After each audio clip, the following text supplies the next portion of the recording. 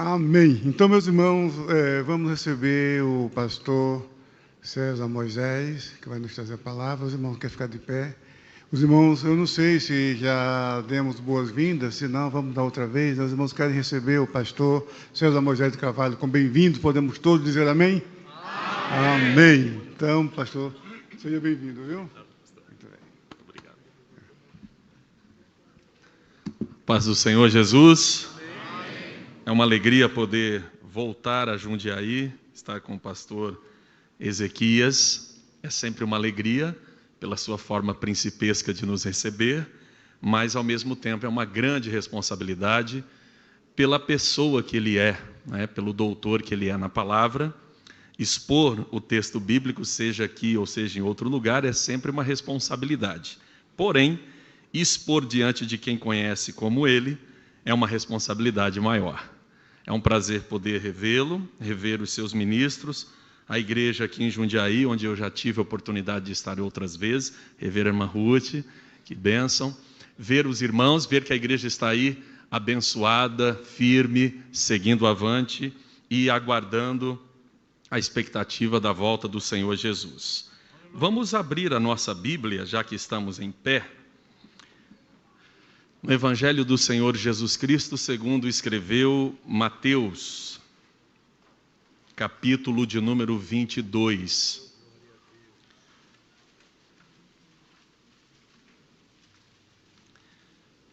Versículos 23 a 33. Evangelho de Mateus, capítulo 22, versículos 23 a 33. Eu vou ler na corrigida, mas eu sei que o texto da Nova Almeida atualizada é mais bonito, assim, no sentido de ser mais fácil até de entender. Mas eu vou ler aqui na corrigida, foi a que eu trouxe, mas quando eu vier aqui de novo, pastor, eu vou trazer um Almeida. Ah, tem? Ah, então vamos ler lá. Vamos ler. Eu vou me permitir ler naquela versão, então. Tá bom? No mesmo dia chegaram junto dele os saduceus que dizem não haver ressurreição e o interrogaram, dizendo: Mestre, Moisés disse: se morrer alguém, não tendo filhos, casará o seu irmão com a mulher dele e suscitará descendência a seu irmão. Ora, houve entre nós 7 irmãos, e o primeiro, tendo casado, morreu, e não tendo descendência, deixou sua mulher a seu irmão. Da mesma sorte o segundo e o terceiro, até ao 7º. Por fim, depois de todos, morreu também a mulher. Portanto, na ressurreição, de qual dos 7 será a mulher, visto que todos a possuíram? Jesus, porém, respondendo, disse-lhes: errais, não conhecendo as Escrituras, nem o poder de Deus. Porque na ressurreição, nem casam, nem são dados em casamento, mas serão como os anjos de Deus no céu. E acerca da ressurreição dos mortos, não tendes lido o que Deus vos declarou, dizendo: eu sou o Deus de Abraão, o Deus de Isaque e o Deus de Jacó? Ora, Deus não é Deus dos mortos, mas dos vivos. E as multidões, ouvindo isto, ficaram maravilhadas da sua doutrina. Senhor, nós te agradecemos pela tua palavra. Tua palavra é viva, é poderosa, é eficaz, Senhor. Ela é penetrante. Ela é apta para discernir as intenções e os pensamentos do nosso coração, Senhor.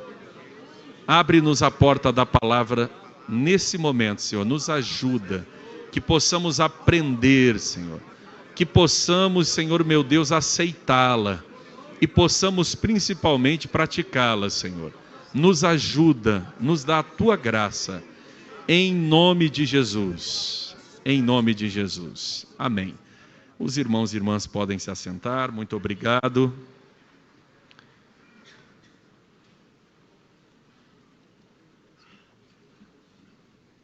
Muito obrigado.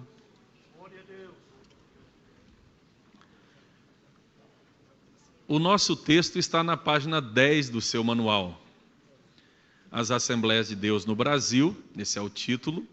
Como conciliar o aprofundamento na palavra sem extinguir o poder do Espírito Santo.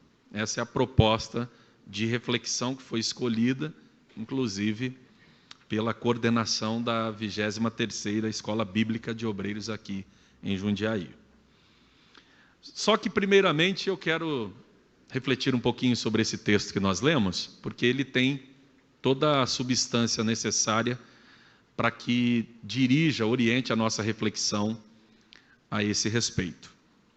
O Senhor Jesus Cristo, como os irmãos sabem, invariavelmente ele se via em meio a controvérsias com as escolas de interpretação da sua época, do seu tempo, seja ela representada, né, pelos escribas, os doutores da lei, sejam elas representadas pelos fariseus, ensinadores populares da lei, sejam elas representadas também pelos saduceus, um grupo muito diferente, que não era só apenas religioso, mas também político, que não cria na ressurreição dos mortos.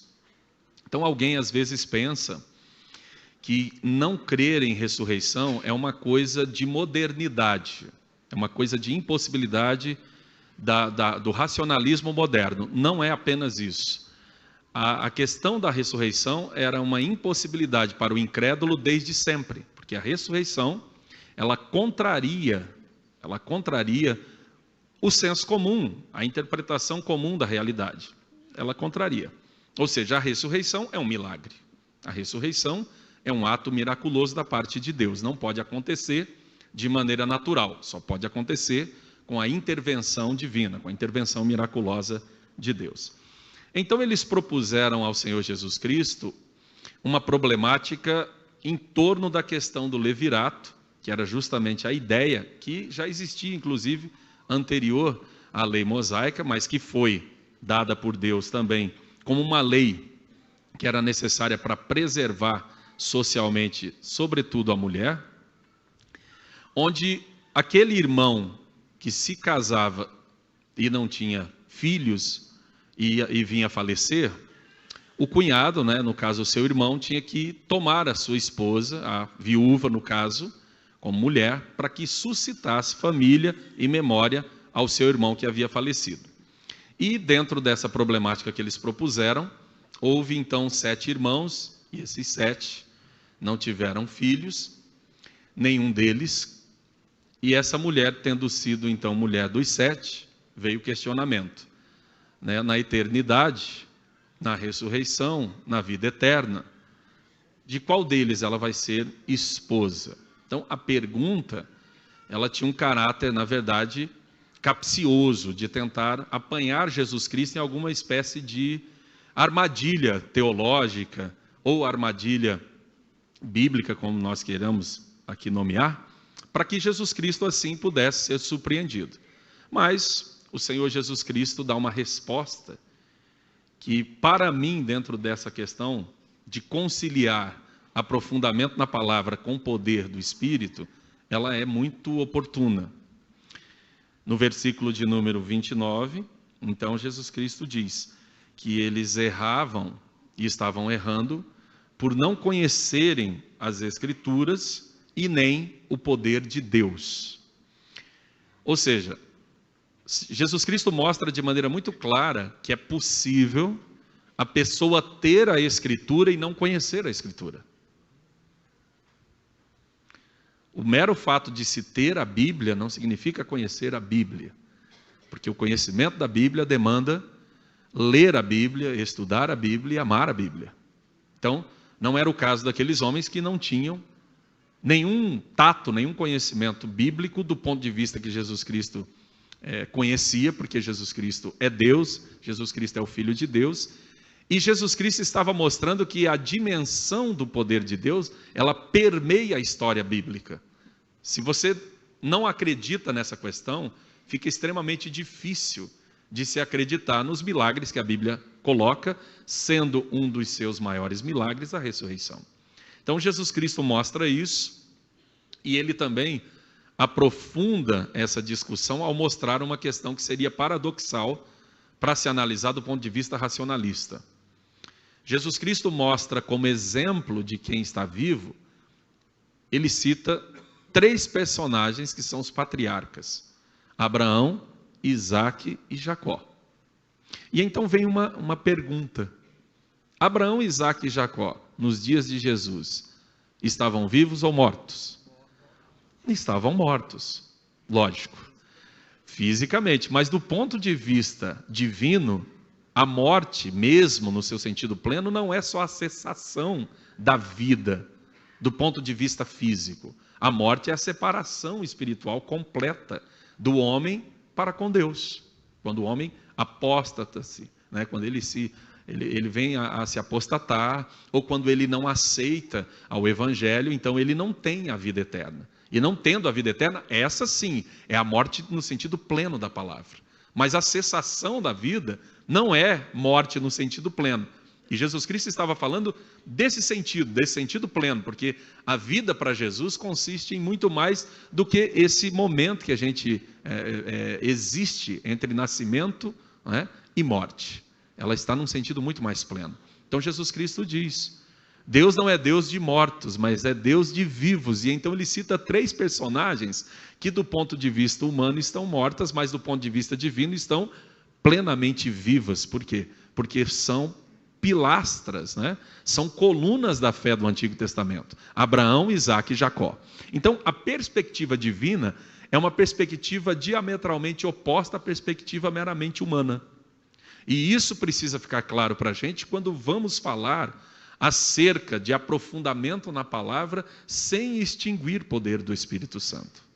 Então, qual tipo de aprofundamento na palavra é que se está falando? O aprofundamento correto da palavra.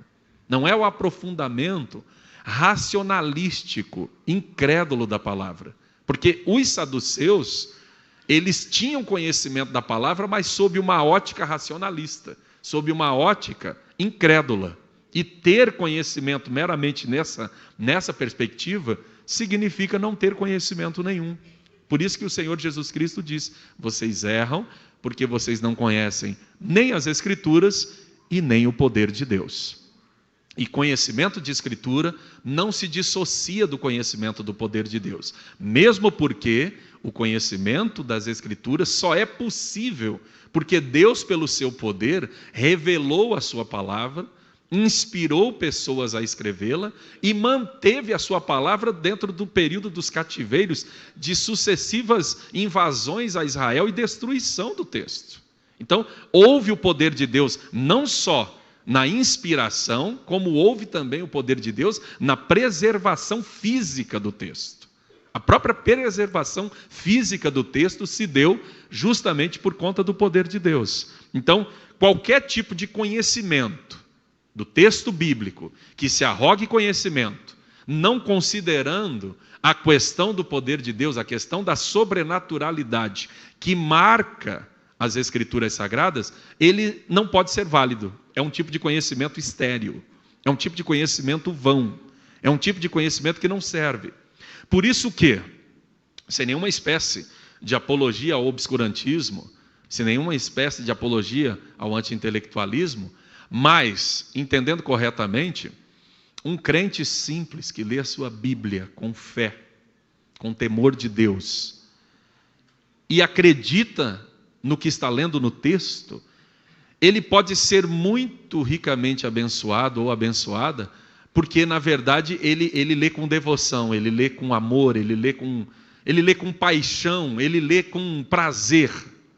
Ao passo que pessoas, se aproximarem do texto bíblico de maneira cética, de maneira duvidosa, de maneira a não acreditar no texto bíblico, mesmo com toda a sua sapiência, mesmo com todo o seu conhecimento, podem não extrair mais do que meramente interpretações que às vezes também vão se chocar com aquilo que a mente racional pensa, ou racionalista, melhor dizendo, porque não vai coadunar. Ou seja, para esses homens, a proposta deles colocaria Jesus Cristo em desalinho. Por quê?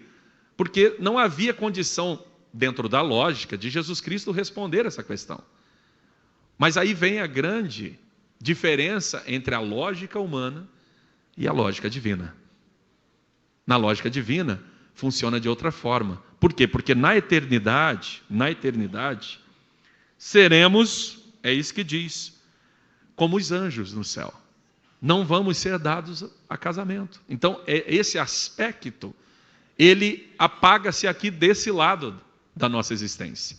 Ele não passa para o lado de lá. Então, esses homens estavam querendo colocar a lógica que funciona aqui para funcionar na eternidade. Só que a lógica da eternidade é diametralmente oposta à nossa lógica. Porque lá prevalecerá a lógica divina. Então, ao analisar esse tipo de assunto, é preciso se destacar essa questão sobrenatural. Porque se nós não destacarmos essa questão sobrenatural, obviamente que nós não vamos conseguir entender as coisas de Deus, as coisas do Espírito. Não se entende meramente de forma racionalista, se entende de forma devocional. Você usa a sua razão, você usa a sua racionalidade, mas você a subordina ao poder de Deus. Você a subordina ao sobrenatural de Deus. É exatamente isso que nós, como pentecostais, acreditamos desde sempre. E esse aspecto é que eu gostaria de que ficasse claro para a gente desde o início. Por quê? Porque, como eu vou deixar explicado para os irmãos no decorrer da nossa plenária, houve um período, da minha vida em que eu subordinei o nosso pensamento pentecostal a determinados pensamentos que não aventam as hipóteses que nós aventamos acerca do poder de Deus. Nós, pentecostais, acreditamos, porque a Bíblia mostra e porque acontece na realidade, em milagres. Não é verdade? Se nós pudéssemos aqui nessa noite oferecer oportunidade para que pessoas usassem esse microfone para testemunhar, eu acredito que haveria pelo menos uma meia dúzia de gente aqui para testemunhar. Quem aí já experimentou na sua vida o que entende ser um milagre?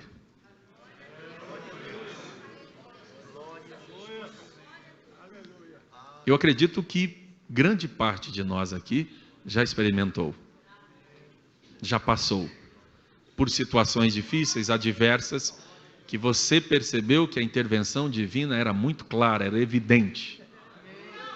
Contra todos os prognósticos, diagnósticos, contra tudo que havia já estabelecido, mas Deus interveio, fez um milagre e você saiu ileso. Você saiu ilesa e testemunhou do poder de Deus. Então, o pentecostalismo não pode perder essa característica. Não pode perder essa característica. Pode parecer que eu estou dizendo uma coisa desnecessária, mas nós estamos atravessando um período bastante complexo hoje. Eu sei que aqui em Jundiaí, sinceramente, não acontece, por conta de os irmãos terem um ministério, a partir do seu pastor presidente, que valoriza muito conhecimento e estuda muito o texto bíblico, Então, obviamente que aqui, com certeza, esse tipo de coisa não está acontecendo. Mas pelo Brasil afora, com raríssimas exceções, nós estamos assistindo um processo muito complexo de despentecostalização na Assembleia de Deus, que está tomando conta.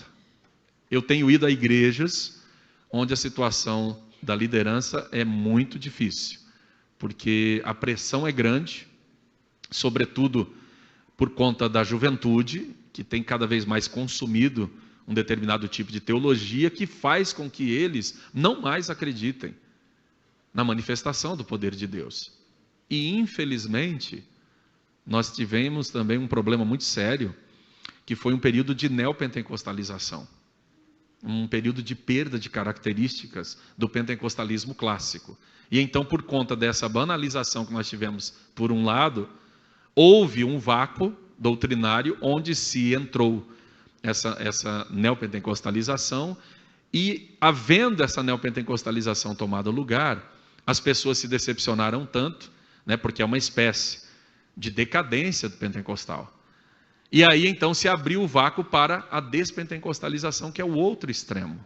que é o cessacionismo, é a não crença mais nos milagres, a não crença no batismo com o Espírito Santo, com evidência inicial de falar em línguas, é a não crença em profecias, é a não crença em manifestações espirituais e é a rejeição completa daquilo que nos caracteriza como pentecostais. Então veja bem, evitando esses dois extremos, nós precisamos hoje, mais do que nunca, estabelecer um equilíbrio, e um equilíbrio que seja bíblico, centrado nas Escrituras, mas que tenha também o poder de Deus, porque o Senhor Jesus Cristo coloca aqui nesse versículo de maneira muito clara: errais porque vocês não conhecem nem as Escrituras, que é uma fonte de conhecimento divino, nem o poder de Deus, que é outra fonte de conhecimento divino. É o Senhor Jesus que diz isso. Não é uma invenção da Assembleia de Deus, não é uma invenção do pentecostalismo, não é uma inovação do César Moisés, mas é algo que o próprio Senhor Jesus Cristo diz. Então, a espiritualidade dissociada de Escritura gera fanatismo. Mas o conhecimento das Escrituras divorciado da espiritualidade sadia gera formalismo. Então a gente precisa de equilíbrio, e Jesus Cristo mostra isso de maneira bem clara. É preciso conhecer as Escrituras, mas também é preciso conhecer o poder de Deus. E as duas coisas precisam andar juntas.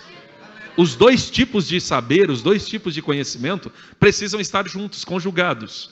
Não podem ser dissociados e não devem ser.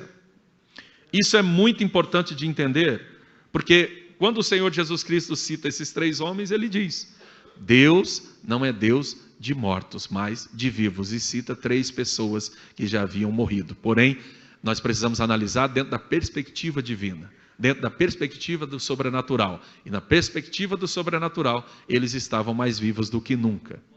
E aí, Mateus conclui dizendo que as multidões, ouvindo isso, ficavam maravilhadas com a sua doutrina, com o seu ensino. Por quê? Porque elas estavam cansadas de ouvir os ensinos de escribas, de fariseus, de saduceus, de pessoas que não tinham sensibilidade, que não tinham nenhuma espécie de empatia com a dor alheia, não ligavam. Irmãos, até às vezes falta de ética algumas coisas. Eu vou fazer um comentário aqui muito particular, mas não vou citar o local nem nada, só para os irmãos terem uma ideia. Eu estava em um determinado lugar esses dias dando um estudo, e nós fomos no sábado de manhã numa livraria, né, da CPAD, e lá na livraria, algumas pessoas e conversando, e de repente eu fui apresentado a um casal, e esse casal é de uma outra igreja, não é da nossa igreja, da Assembleia de Deus, e eles começaram a se interessar, né, pelo assunto que nós estávamos conversando, e de repente o moço, né, o rapaz falou assim: olha, eu fico muito preocupado com a situação da minha igreja, porque eu tenho uma vizinha, e a vizinha estava com a filha doente, e ela pediu para nós orarmos. Mas nós não podemos orar pelas pessoas sem pedir autorização para a liderança lá da nossa igreja. Então a gente tem que escrever uma carta e entregar a carta no presbitério da igreja para ser analisada, e eles vão autorizar ou não a gente orar, ou vão mandar alguém orar. Mas até lá, a criança, né? Então assim, a gente respeita as confissões alheias, não me cabe aqui dizer se isso é correto ou incorreto. Agora só me cabe dizer que na Assembleia de Deus isso não acontece.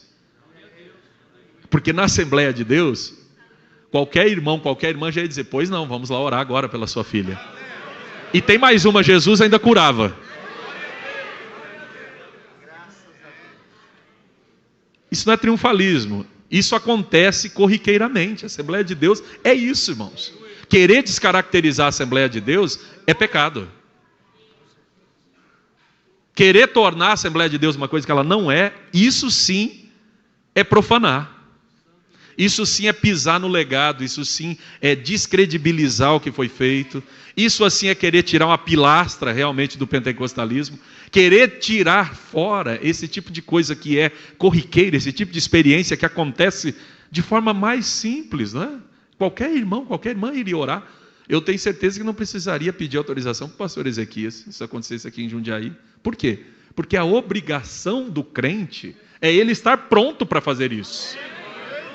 Ou seja, não se trata de uma formalidade, se trata de uma obrigação do crente, estar pronto a servir as pessoas, a orar pelas pessoas. Então eu estou contando para os irmãos isso aqui, só para os irmãos terem uma ideia do que é que as pessoas por aí estão pensando em fazer com o pentecostalismo ao despentecostalizá-lo. É nos tornar assim.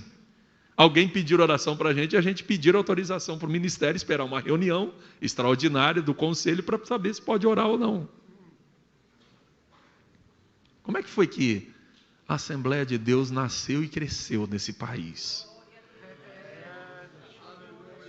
Foi justamente quando pessoas comuns, simples, recebiam o batismo do Espírito Santo e ficavam tão cheias do poder do Espírito de Deus que elas não suportavam ficar só para elas. Elas falavam de Jesus como comiam arroz e feijão.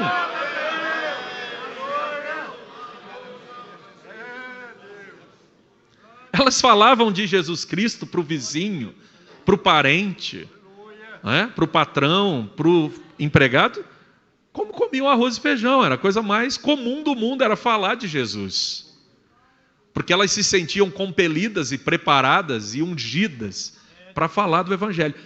E aqui para nós, para falar do Evangelho, para falar que Jesus salva, realmente não há grande necessidade de preparo técnico. Porém, o que acontece? Com o passar dos anos, a vinda de Jesus ainda não aconteceu e problemas modernos foram surgindo, reclamando respostas que a gente também precisa oferecer para quem? Para adolescentes, para jovens, para pessoas que estão ávidas por conhecimento. E aí talvez houve uma falha da nossa parte, né? E eu digo como instituição, não estou dizendo como igreja local, estou dizendo como instituição. Talvez houve uma falha da nossa parte em não atender esses aspectos cruciais que hoje estão na ordem do dia. Por quê? Porque o pentecostalismo, ele sempre se preocupou em pregar o Evangelho para que as pessoas fossem salvas. Porém, havendo, né, a não vinda do Senhor ainda, a gente continua e problemas que a gente nem sequer imaginava, trazidos, por exemplo, hoje pela robótica, pela engenharia genética, pelas diversas áreas do saber. Eles apareceram e reclamaram resposta.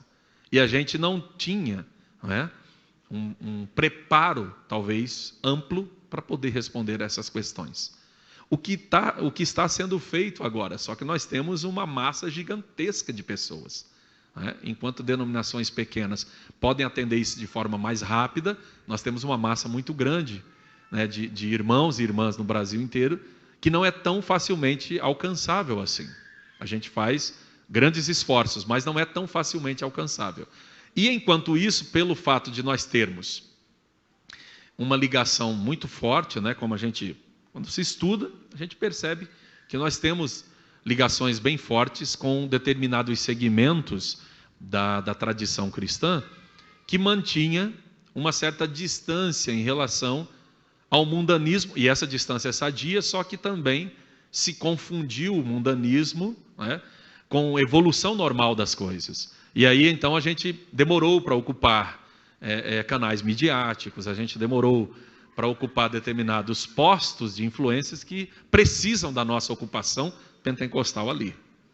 Então, hoje, na verdade, eu estou aqui com vocês, dividindo o meu coração e abrindo o meu coração, porque eu sei que nós estamos numa igreja muito importante, com o pastor Ezequias, que é uma pessoa formadora de opinião, é um professor, é um mestre da nossa igreja, um comentarista de lições. Então, é um lugar muito necessário de se fazer essa reflexão. Até porque estamos sendo assistidos também ao vivo, isso fica gravado, fica aí também para as pessoas ouvirem. Então, eu acho necessário que se entenda que nós temos essa preocupação. A liderança assembleiana está procurando sanar esse tipo de problemática. A gente está pensando nessa hipótese. Porém, a gente não pode confundir tratar dessas problemáticas abrindo mão do poder de Deus, ou seja, como se ser racional competisse com ser espiritual. Não compete. Não compete, pelo contrário, a verdadeira racionalidade, ela é ciente, inclusive, dos seus limites. Qualquer tipo de racionalidade que se vê como onipotente, ela não é racionalidade. Ela é pecado, porque é o excesso. É o excesso, é o ultrapassamento, não é? É a híbris, é achar-se todo-poderoso. Então, é justamente isso que fez com que o homem, desde lá de trás, quando pensou na Torre de Babel, nós vamos construir uma torre, vamos tocar no céu, vamos construir um nome para nós e ninguém vai poder mais fazer nada, nem nos tirar daqui. Não vai ter limite para o que a gente pensar. Então, desde ali, Deus, ele mostra que ele abomina a arrogância. E ali era arrogância, não era arrogância espiritual. Ali era arrogância intelectual, ali era arrogância arquitetônica, ali era arrogância de poder, né, humano se impondo. E Deus julgou isso. Então, qualquer tipo de racionalidade que se veja como autossuficiente, abrindo mão de que existem limites para o que se pode entender, vai receber julgamento da parte de Deus, como recebeu da parte de Jesus aqui. Vocês estão errando porque vocês não conhecem as Escrituras e nem o poder de Deus. Vocês estão querendo transferir as leis humanas daqui para as leis lá na eternidade, onde funciona de forma completamente diferente. Isso é arrogância. É querer interpretar a eternidade como se interpreta aqui a mundanidade. Está errado. Então, o pentecostal, ele não é irracional, pelo contrário, o pentecostal, ele é sensível. E ele sabe muito bem que mesmo que o diagnóstico seja tenebroso, seja nada promissor, ele ainda assim crê porque ele sabe que a última palavra é de Deus. Então, o pentecostal, ele não é alguém que não acredita no poder de Deus. Pelo contrário, que alguém diz, não, porque não acredito na soberania de Deus, etc. Ao contrário. Ele crê tanto na soberania de Deus que ele sabe que a última palavra é de Deus e pode ser inclusive um não. E ele vai ter resiliência para aceitar o não de Deus, assim como ele aceita o sim de Deus. Então o pentecostal, ele não é, como alguém pode pensar, porque a gente prega que existe o livre-arbítrio, então isso não coaduna com a soberania divina. Não coaduna dentro da lógica humana. Dentro da lógica de Deus existe harmonia perfeita entre a soberania divina e as vontades também do ser humano. Sobretudo quando o ser humano tem coragem de chegar diante de Deus e dizer como o Senhor Jesus Cristo no Getsêmani: se possível, passa de mim esse cálice, porém, não seja como eu quero, mas seja como tu queres. Jesus Cristo tinha vontade própria ali. Mas ele abdicou conscientemente da sua vontade própria para que a vontade divina se impusesse. Isso não é deixar de reconhecer a soberania de Deus, é deixar de reconhecer a autossuficiência humana. Mas existem teólogos racionalistas que vão dizer não, porque se vocês apregoam o livre-arbítrio, então vocês, na verdade, assaltam a soberania divina. Não, senhor. Aqui nós reconhecemos a soberania divina a ponto de abdicarmos da nossa vontade própria conscientemente.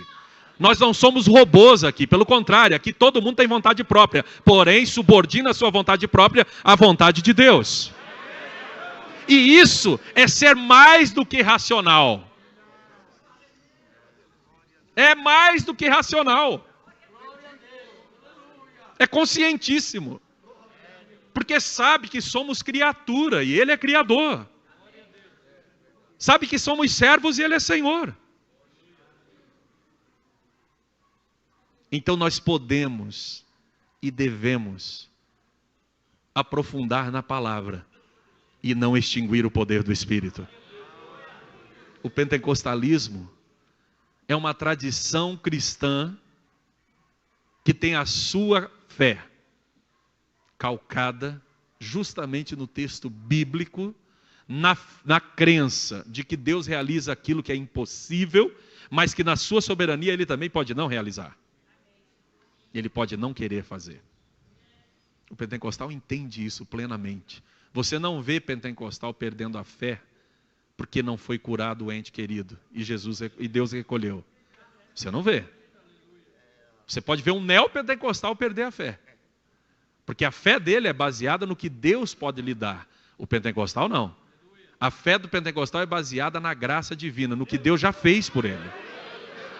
Eu estou falando do pentecostalismo clássico. Eu quero que as pessoas parem de criar espantalhos por aí e colocar na conta do pentecostalismo. Estou falando do pentecostalismo clássico. Não é? Como se diz na linguagem de hoje, eu não estou falando do pentecostalismo Nutella, eu estou falando do pentecostalismo raiz. Estou falando de pentecostalismo que tem raiz. Pentecostalismo tem raiz, tem Bíblia, tem palavra, tem evangelho, tem doutrina. Mas não doutrina de homens, mas doutrina de Deus, doutrina de Jesus.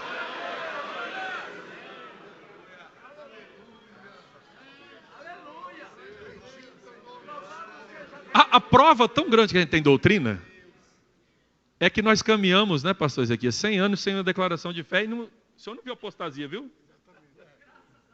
Se fosse outro movimento aí, já tinha virado não sei o que aí.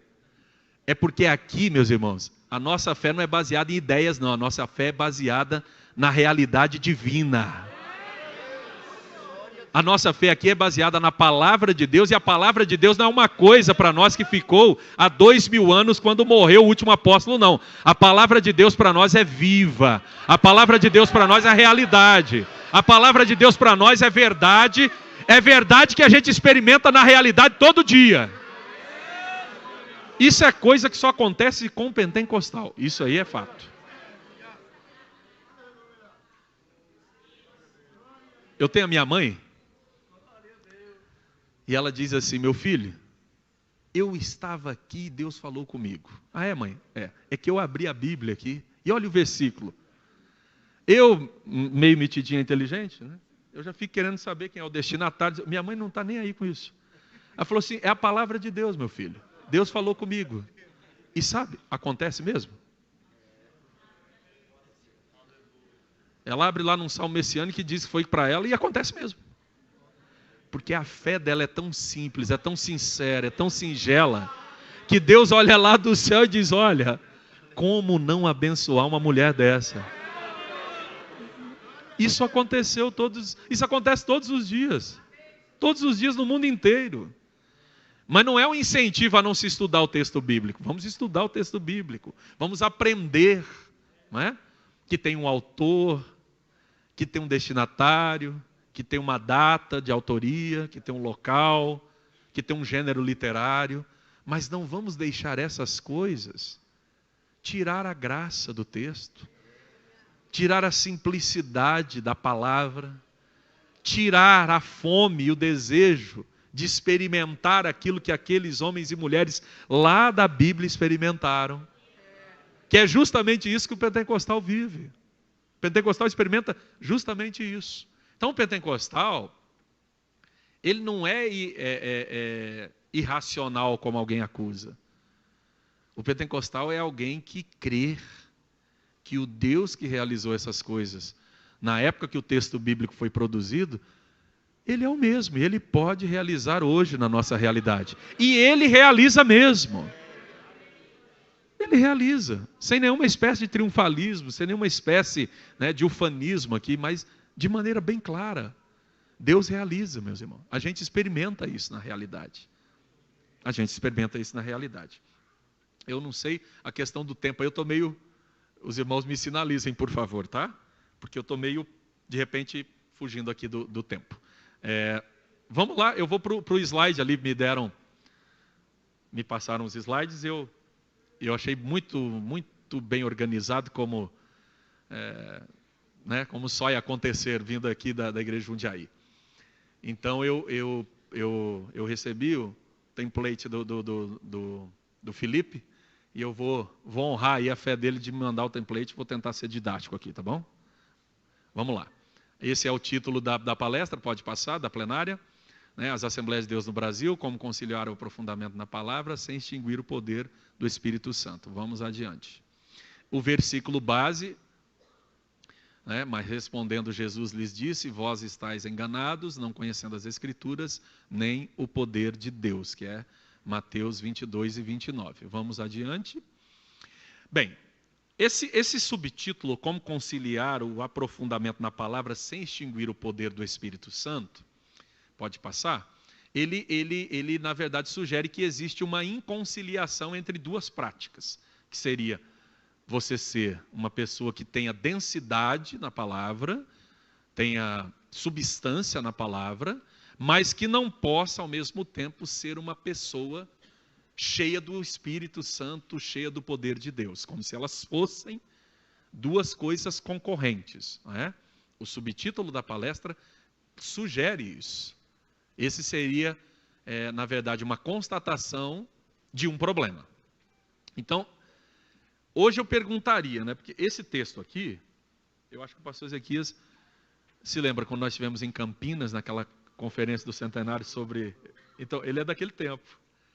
Ele é antiguinho. Então, a gente muda, né? Porque, como seres humanos, é natural que a gente... É bom que a gente evolua para o bem, né? Não evoluir para o mal. Mas para o bem é bom que a gente evolua. Então, naquela época, eu comprava a ideia de que realmente havia esse problema. Hoje, eu rejeito essa ideia. Eu acho que não existe esse problema. Esse problema foi colocado na nossa conta, mas não existe. É uma acusação que existe, né?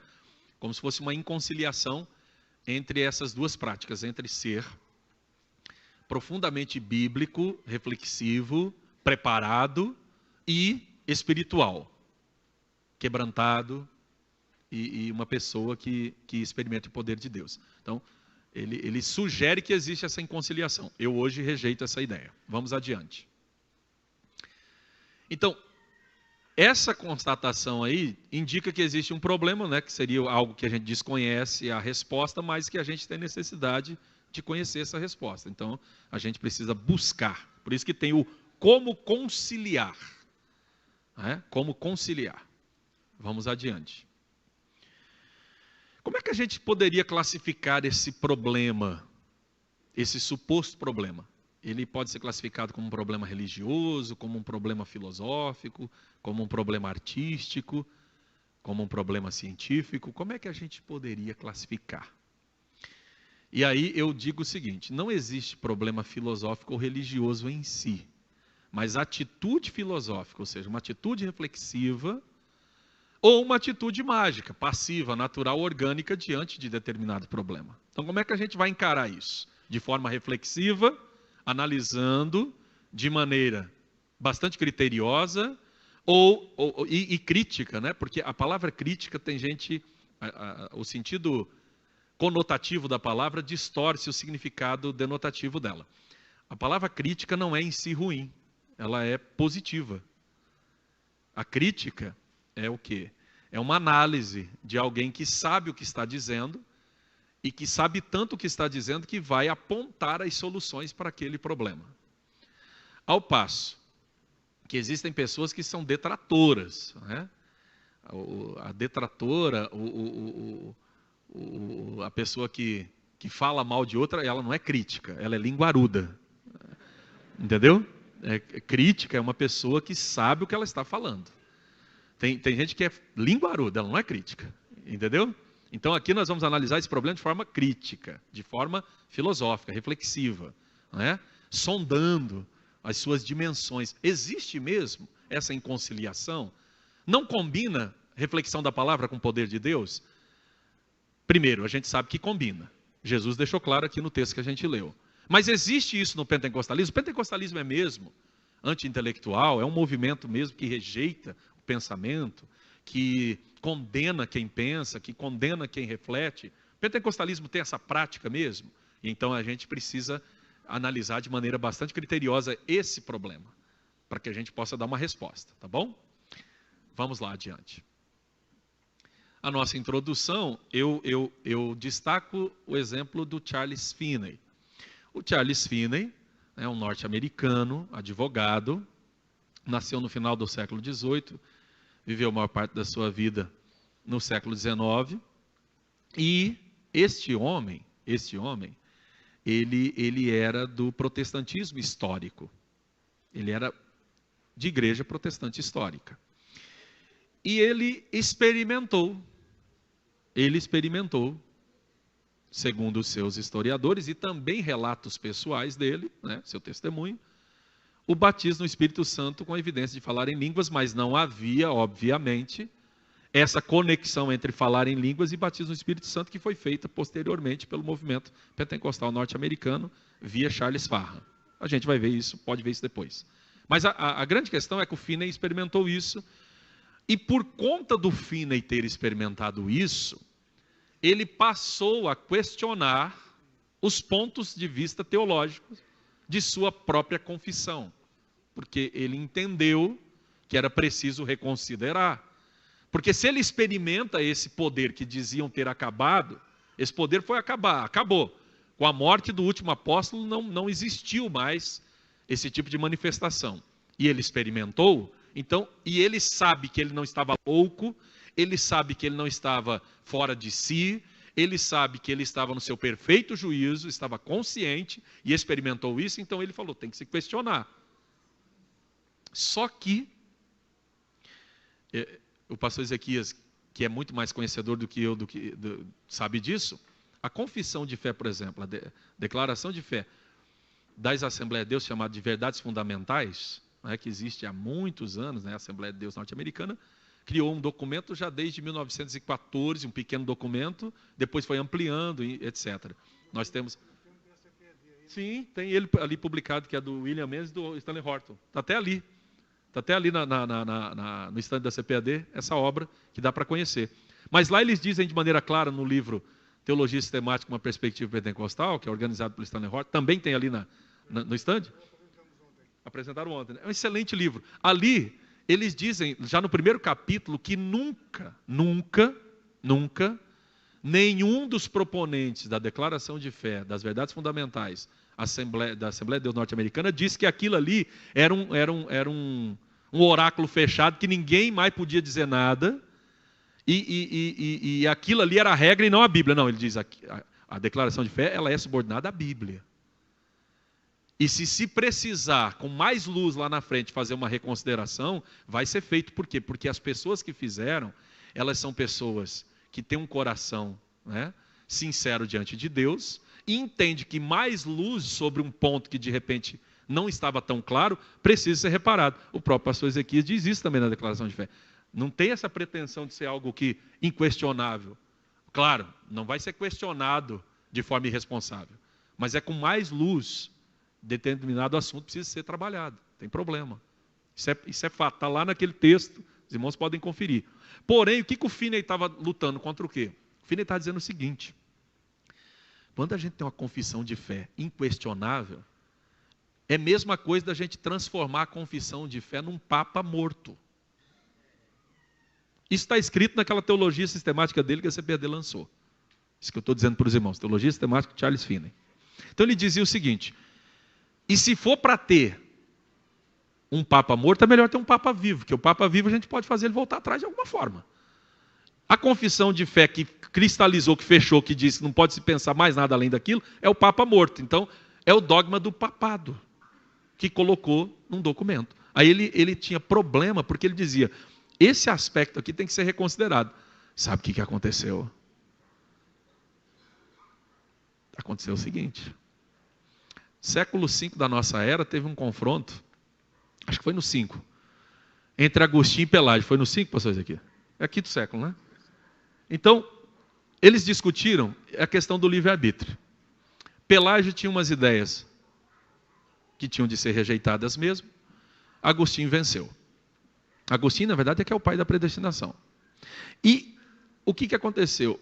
Chamar naquele contexto alguém de pelagiano era a mesma coisa de Como é que a gente poderia dizer hoje? Eu não sei nem um nome aí, um negócio aí. Um adjetivo aí que seja horrível. Então, eles pegaram, um herege, né? Mas era pior mesmo, porque aí eles falaram assim, o Finney é pelagiano. Porque o Finney está discordando dele. Então vamos colar esse rótulo no Charles Finney, que é para acabar com a reputação dele. E foi isso que aconteceu. Mas o Charles Finney não estava fazendo maldade, ele estava só dizendo, vamos considerar, porque o Espírito Santo de Deus está ativo, ele me visitou, eu experimentei uma experiência que eu caí na sala da minha casa e parecia que passava assim vagões de trem sobre mim, de tão forte que foi aquilo. O Charles Finney não estava querendo mudar a Bíblia, ele estava querendo mudar a confissão de fé. A Bíblia você não pode mudar, agora a confissão de fé pode. Só que aí o problema é que, desculpa, quando vira vaca sagrada não pode mexer. E aí, ele não podia mexer naquilo, e ele foi condenado. Ele foi condenado. Então, o Finney estava dizendo o seguinte, eu convido vocês a pensar bastante. Eu não quero que ninguém leia o meu livro se não quiser pensar. Porque o exercício teológico exige pensar. E pensar muito. E quando o Finney está dizendo isso, ele está querendo dizer justamente isso. Você vai pensar tanto que você vai chegar à conclusão que é uma verdadeira loucura dizer que Deus não opera hoje. Porque uma confissão de fé disse isso. Porque a realidade prova o contrário. A realidade prova que Deus está visitando pessoas hoje. Ele está falando isso lá no século XIX, está curando pessoas hoje. Deus está concedendo as línguas para as pessoas, igual fez em Atos dos Apóstolos, está concedendo hoje. Então como é que a gente pode olhar para uma confissão de fé que diz que acabou e cessou, e a gente aceitar isso? Vamos reconsiderar, mas é lógico, ele ia mexer num sistema que não aceita ser mexido. Não é? Ou seja, aí não é a Bíblia, mas é aquela confissão de fé específica. Então o Finney está dizendo, eu convido vocês a pensar muito, porque Deus nos criou com intelecto para pensar. E quando ele dizia isso, ele estava dizendo isso justamente aos pretensos racionalistas que pensavam, só que só pensa até uma altura. Só pensa dentro de um limite. Então ele está dizendo, pensem além desse limite. E ele vai dizer, se o mundo ficasse, se as pessoas não fizessem perguntas, se as pessoas não inquirissem, o mundo ia ficar num imobilismo terrível. A gente já está até hoje passando roupa com carvão dentro do ferro. E eu quero ver aqui quem gostaria de fazer isso antes de vir para o culto hoje. Não. Todo mundo usou seu ferrinho a vapor lá, foi maravilhoso, né? Para passar sua roupa, para vir para cá. Tomou banhozinho quente, luz elétrica, não é? Então assim, isso tudo, o que fez isso foi a coragem de perguntar, de dizer, de fazer, de inquirir. Então o Charles Finney disse, se vocês têm coragem de fazer isso em todas essas áreas, por que não tem coragem de fazer na área espiritual? Por que não tem coragem de aceitar que o teu ponto de vista pode estar equivocado? As coisas não cessaram. A operação espiritual não cessou, não ficou lá no primeiro século da nossa era, não. Ela está hoje aqui. Então assim, o Finney nos convida para essa jornada de usar o pensamento sem abrir mão da espiritualidade. O Charles Finney, né? Ele convida a gente a fazer esse exercício. Vamos lá. Pode passar um pouquinho aí. Antes eu dizia que eram características do pentecostalismo. Hoje eu digo que são características que atribuem ao pentecostalismo. Eu mudei a forma de pensar. Não são características do pentecostalismo, são características que nos atribuem. Vamos lá. A tradição pentecostal e sua suposta aversão pelo exercício do pensar. Quando você estuda, historicamente falando, a tradição pentecostal, você descobre que havia sim uma suspeição pelo estudo, Mas aí vamos entender o contexto. Vamos entender o contexto. Em primeiro lugar, havia o liberalismo teológico extremamente forte, desacreditando o texto bíblico em todas as suas áreas. Tudo. O liberalismo teológico, ele vai dizer, com o racionalismo científico, interpretação racionalista, que os milagres que a Bíblia coloca e tudo mais que aconteceu tem que ser tirado do seu caráter sobrenatural. Vamos extrair apenas lições de vida. Tudo aquilo que aconteceu é metafórico. Isso é um absurdo. É um absurdo. É desacreditar do poder de Deus. E desacreditar da Escritura também. O cessacionismo, que tem um caráter conservador, ele fez o seguinte: a gente até crê que milagre aconteceu no tempo da Bíblia, só que a gente vai delimitar no tempo e no espaço.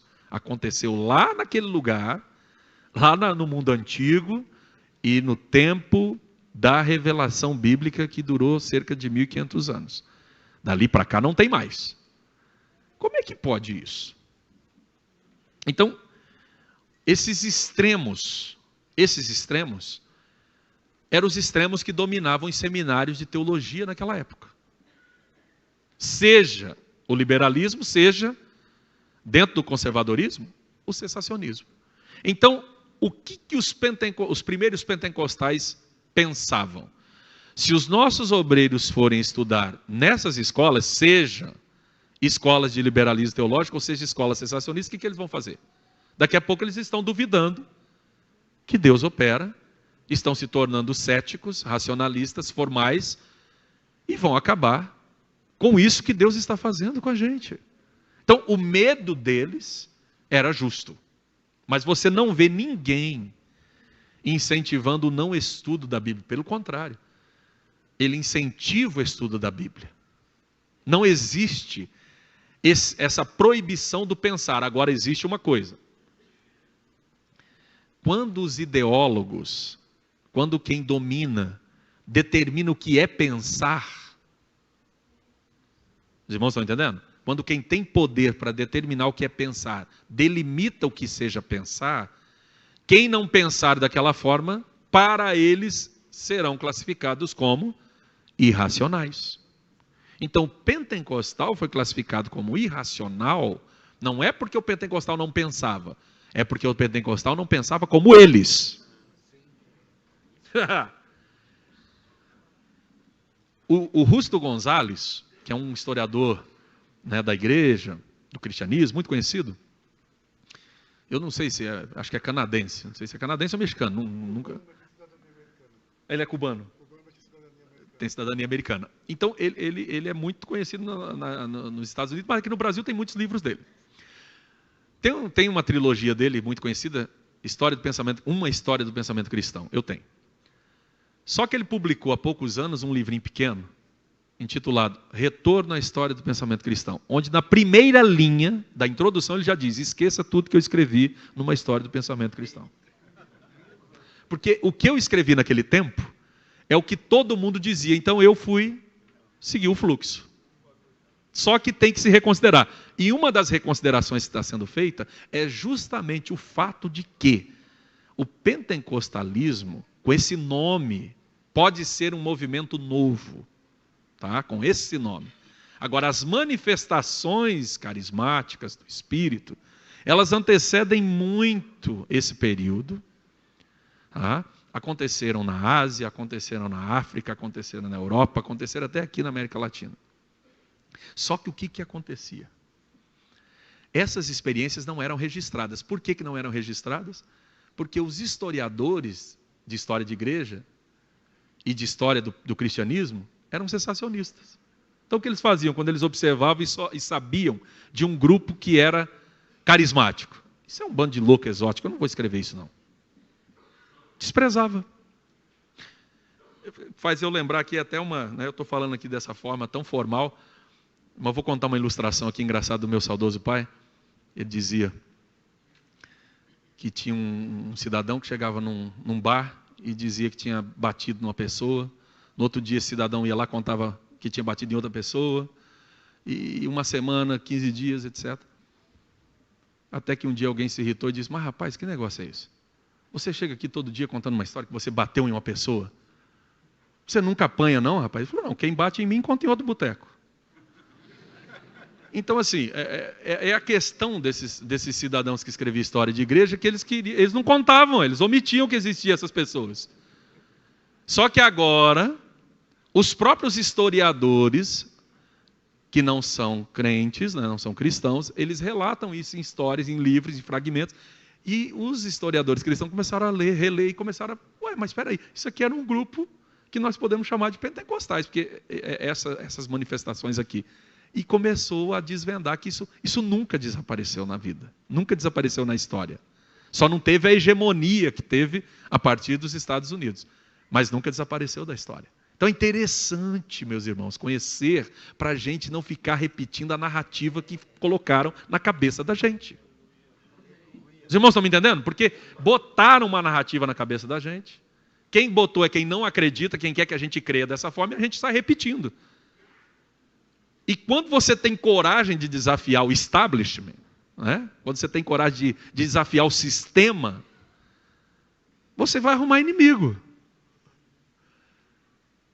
O pentecostalismo, sabe o que é o pentecostalismo? O pentecostalismo é o resgate de um dos principais pilares da reforma, que é justamente a doutrina do sacerdócio universal dos crentes. O pentecostalismo resgata isso, por quê? Porque o pentecostalismo populariza o evangelho, o pentecostalismo coloca o evangelho no nível das pessoas, dá acesso ao pobre, ao rico, ao culto, ao inculto, ao leigo e ao sábio, ao acadêmico e ao analfabeto.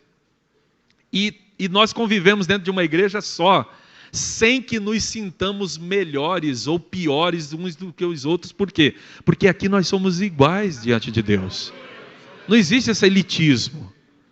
Não existe isso. Aliás, vai existir se alguém não nasceu de novo. Mas se realmente nasceu de novo, se realmente for servo e serva de Deus, não existe esse tipo de distinção. Aqui não existe isso no pentecostalismo. A gente se considera mesmo, apesar das diferenças que nós temos. Então, meus irmãos, eu venho reconsiderando essas coisas que eu repetia lá atrás, até 2011, 2012. Eu repeti umas coisas, por quê? Porque os livros que eu lia eram livros, né, do cara que contava só em quem ele batia. Eu comecei a ler do pessoal que começou a bater nele também. Então, aí eu comecei a entender o outro lado da história. Os irmãos estão entendendo? Eu comecei a ver o outro aspecto da história.